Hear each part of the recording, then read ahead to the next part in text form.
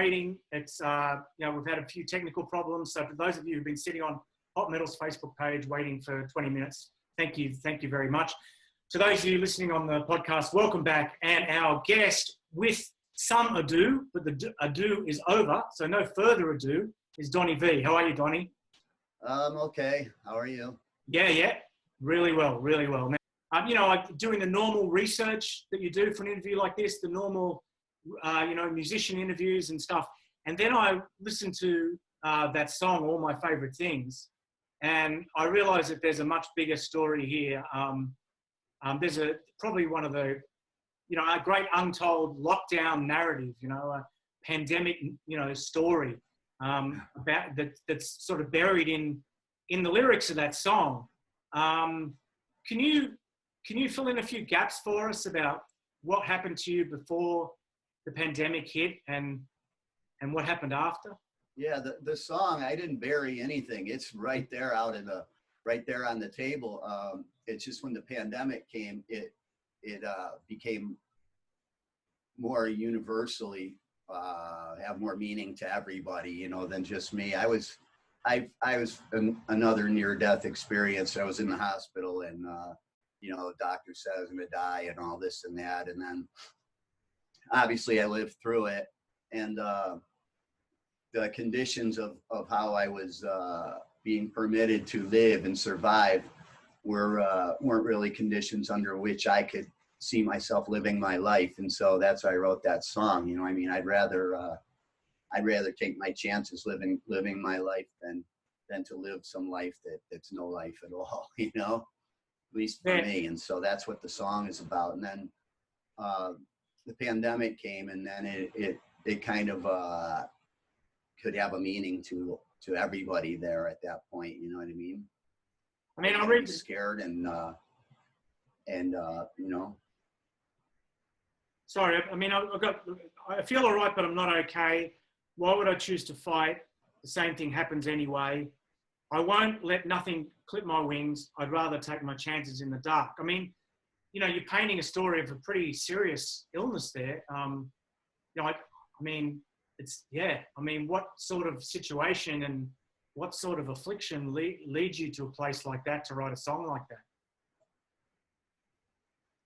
It was a long time coming, from years and years of abuse to my body, and so my pancreas basically melted, and I never even really realized what pancreas is or any of that stuff until then, and I guess it was pretty hardcore. I never felt like that I was dying, even though I was being told that could very well happen. I never felt like that, and the everything else that I've lived through in my life, if there's one thing that's clear, is that I'm supposed to be here for some reason. And so that's it's like, why do this and why do that? Because all the way through my life, you try to do the other thing, you try to do what everyone's told you is the right thing to do, and this and that, and nothing changes. You still get the same results, and that's what that line means. Yeah, and the situation, I guess, maybe your personal situation and also the situation we were all in last year, how big a role did that play in you sort of making contact with Chip and I guess sort of, reconciling to an extent? What, you mean that experience? Yeah, and I guess coupled with, we're all in lockdown, you know what I mean? So. Well, some business things that came up it was responsible for Chip and I talking again, and I'm glad that happened, because that was really fucking my head up pretty badly, and I'm glad that we're at a point right now where we can talk and act as friends or whatever, and have input into each other's lives and careers again. Like he's on my new song, my next single and video, and which is going to be really great. He's on that, and he, lately I just send him something, and he'll play the bass on it and send it back to me. So it's kind of got the best of both worlds. I don't have to deal with all the fuckery, but I still get the best bass player in the world. Now I get into the journalist questions. The first third I kind of was a bit thrown back by a song, and I wanted to ask about the song. But yeah, so you mentioned about Chip. He's played on the new song, and he's also in the video. Is that right? Now, is that being delayed? Is the release of that single being delayed? Yeah, correct. Right. Yeah, it's everything's turned out so well with it, and the song has so much marketing potential that and the video just came out so amazing. It's like this. I haven't shot a video like this since like Fly High Michelle and stuff. I even think it's better than that. And so it's like, it's called Party Time now. We need a party time to release this. We need something to sync with it, or I can't waste this song and video. You know what I mean? I've never written one like it, and I'll probably never write another one like it again. And so just to release it and put it out without having anything in sync or without having the right promotion and PR and things in line to push it like it needs to be pushed, it'd be a waste to release it yet. And because this could have a lot of effect. This could be very effective song and video, but unless it just gets as far as like my normal bubble, which you know, I mean, I could just keep releasing stuff all the time to my bubble, where as far as, you know, people that love me and the people who know who I am, this is one that could get past that, unless we just go about it like we have been and just keep releasing stuff over, you know, that not many people hear. Yeah, it's called Party Time, right? So you obviously think it could tie into, yeah, it could hit different markets and different, maybe it's, I don't know, bars or sports or, you know, selling a product or something. Yeah, like commercial. Yeah. Yeah, exactly. Yeah. So how do you go about finding the right people to take the song as far as it can go? Kind of trying to leave that to my manager, but it's a tall order to fill. He's a sweet guy and he's trying really hard. It just, you know, we can only do what we can do. And so the answer to that question is your guess is as good as mine, but I'm sure going to try like hell to figure it out, you know, maybe miracles. Yeah. And looking at the most recent interviews, you know, you seem to be edging towards playing shows with Enuff Z'nuff, you know, from the recent interviews. Are you closer to that now? I can't say that. I that's only for time to tell. I'm saying that I'm not closed to doing that. I'm open to hearing what somebody would propose as far as that goes, you know. So if something came up and there was a reason to do it and there was a good reason to do it, yeah, of course I'd do it. You know, you had a song on Brainwashed Generation, Strangers in My Head. Were you happy with the way that kind of worked out? Was that a good experience? It was a very simple experience. We didn't have much interaction through it. It was a song that I had, and I let him hear a few songs because I'd asked him, I said, you know, just for the fans' sake and everybody's sake, I think they'd like to hear another Enuff Z'nuff song with the original formula, with me singing it and writing it. And so he agreed and went through a short list of songs I'd sent him and picked that one. And so, you know, it was almost a finished track, but I broke it back down and recut it, and he played and sang on it. But you know, it's all nowadays you do all that over email. You know what I mean? You do you're not in the same room even with people anymore doing that stuff. And so it was, there wasn't much interaction going on except, you know, some texts or phone calls here and there. Hey, do this or do that, or could you do this and do that? So whenever it came to performing or playing or recording or something with Chip and I together, there's never been any issue with that. We've always nailed it. We've always got, you know, we know each other musically, and we know it, you know, you can count on what he's going to do or what I'm going to do. And there's never been an issue there. You know, it's in that respect, it's been nothing but a joy to work with him throughout my career. Yeah. And the actual music and stuff like that, you know.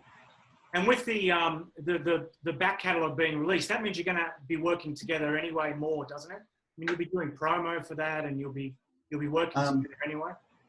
Like I said, that all yet remains to be seen. But I certainly wouldn't be standing in the way of anything good that could come of it. Yeah. And Donnie, we heard about you getting your old Les Paul back. Can you tell us that story? It's a reunion story, a heartwarming story. How did that happen? There it is. Yeah. Just on Christmas, the most wonderful person in the world called me upstairs and said, "Merry Christmas." And I looked, and there it was. Wow. It was, it's been gone for, I don't know, it's probably been gone for 16 years or so. I had to sell it in a pinch, and I never thought I'd see it again, but here it is. It's just the most amazing thing. Like now, I mean, I can't say the most amazing thing she's ever done for me, because she never fails to do something amazing for me every single day, but that was one that really took me by surprise.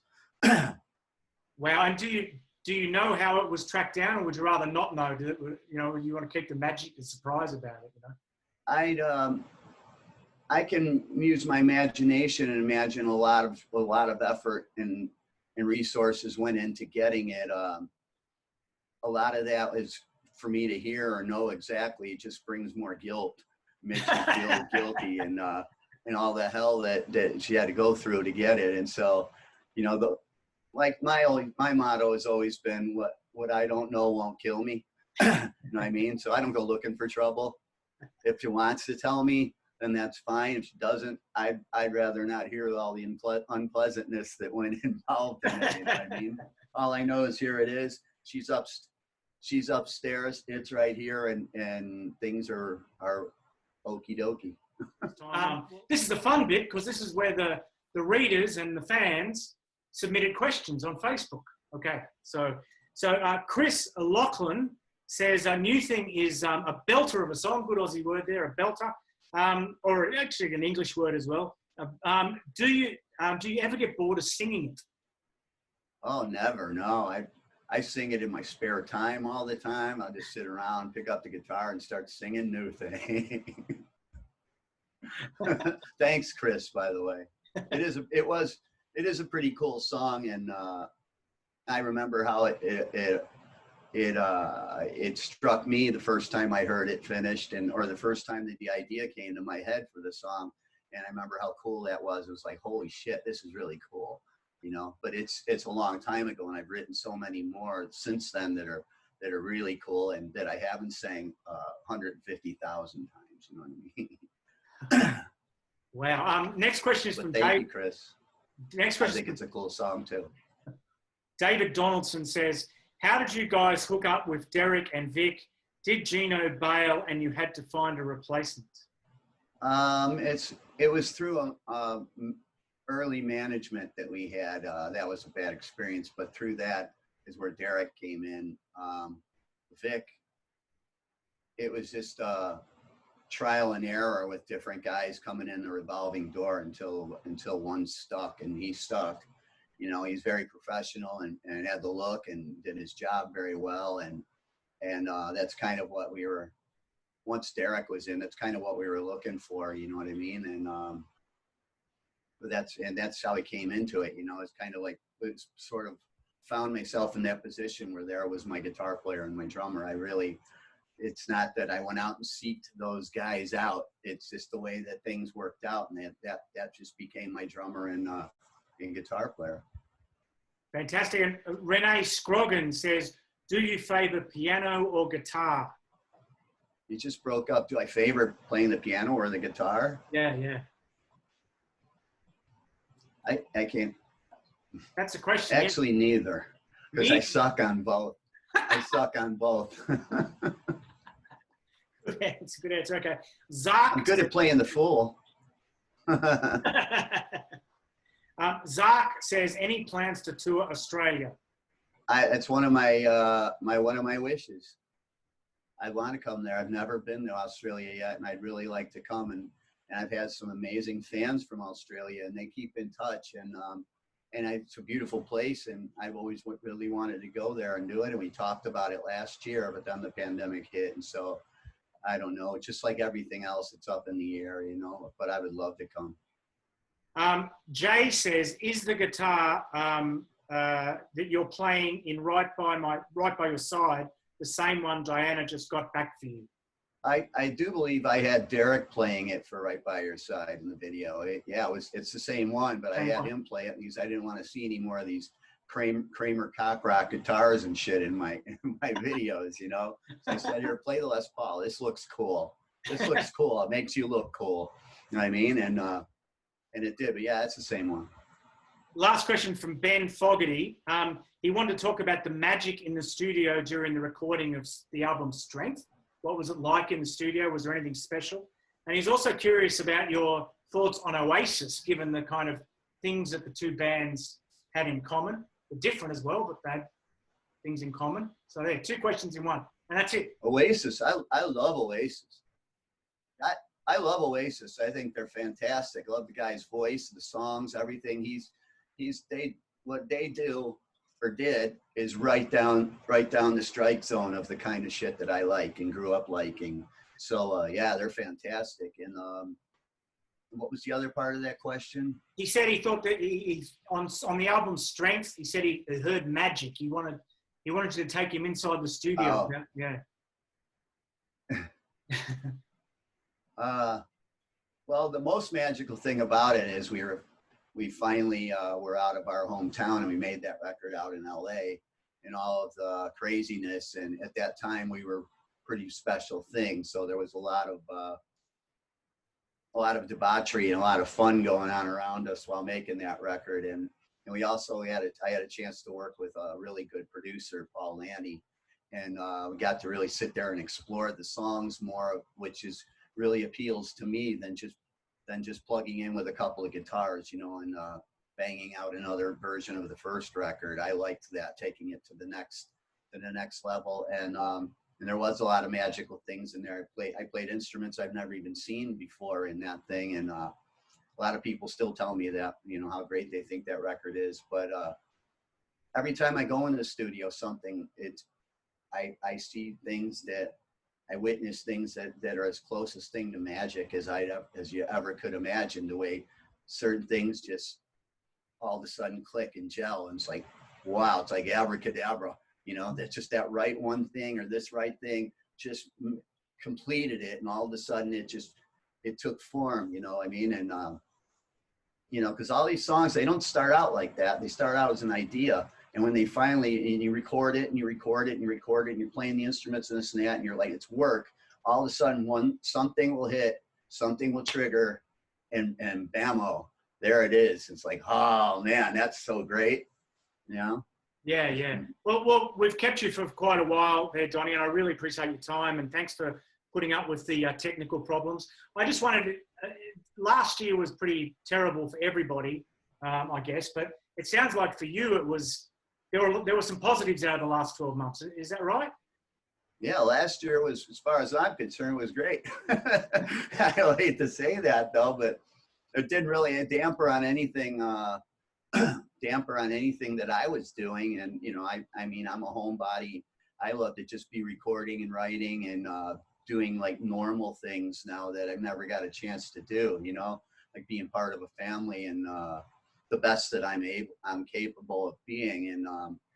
And so it really didn't affect my lifestyle. If anything, it brought people closer together as far as I was concerned in my life, you know. Yeah. And so what's next? I'm not the biggest fan of touring anyway. So I've read.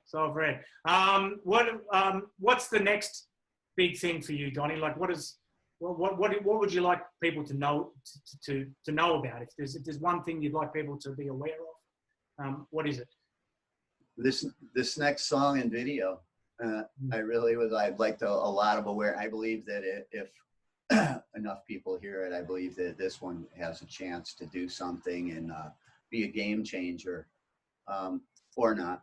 You know, I mean, hope is a dangerous thing. You know what I mean? When you have hope, you know, the flip side of hope is shattered dreams. So I'm cautious about hoping for anything or any expectations, but that's what I would like to happen. I don't really ask for much in the world. I don't want to be rich and famous. I like to make things, paint pretty colors across the sky that people can listen to and give people something to enjoy. And that gives me enjoyment. And this would maybe give me an opportunity to reach more people through that song. We listen to other stuff that I did and realize that, you know, there's something there for them. Yeah, well, I think everyone watching, you know, believes that you deserve that audience and you deserve that exposure.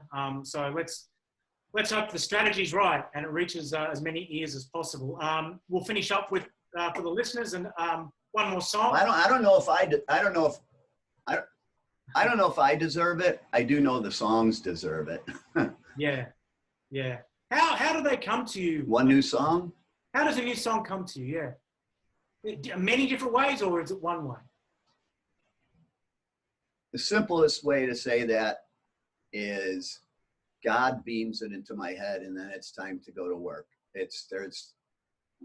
Most of them are not inspired by, they're inspired by this thing that's presented to me in my head.